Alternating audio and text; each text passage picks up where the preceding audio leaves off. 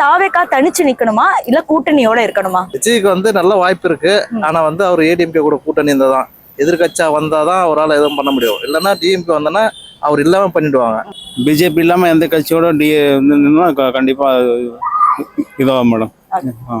BJP இல்லாம நின்னாலே கண்டிப்பா ஓட்டு விழுவோம் மேடம். இப்போ திமுக இல்லனா தாவேக்கா வந்தா நீங்க அதை ஆதரிப்பீங்களா?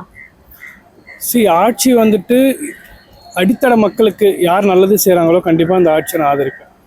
அடித்தட்ட மக்களுக்கு எது நல்லது கிடைக்குதோ, இன்றைக்கி நம்ம ஒரு பால் பாக்கெட் வாங்க போனால் கூட அந்த பால் பாக்கெட்டும் சரி, நகை ரேட்டும் சரி, எதுவாக இருந்தாலும் நம்ம ரேட் ஏறினா நம்ம வாங்க மாட்டோம்னு சொல்ல மாட்டேன்றோம். பெட்ரோல் ரேட்டு ஏற தான் செய்யுது, ஆனால் பெட்ரோல் போட்டு தான் ஆகணும். குடியாரன் 100 ரூபா இல்லை 200 வச்சாலும் அதை குடிச்சு தான் ஆகணுன்றான். பால் பாக்கெட்டு 20 ரூபா விற்கிற இடத்துல 40 ரூபா விற்றாலும் அது வாங்கி தான் ஆகணும். ஏன்னா அத்தியாவசிய பொருட்களை ரேட்டை ஏற்றி மக்களை ரொம்ப கஷ்டப்படுத்துறாங்க. அந்த பாட்டம் லைஃப்பில் இருக்கிறவங்கள எந்த ஒரு கட்சி ஆதரிக்குதோ அந்த கட்சி உண்மையிலே நான் ஆதரிப்பேன்.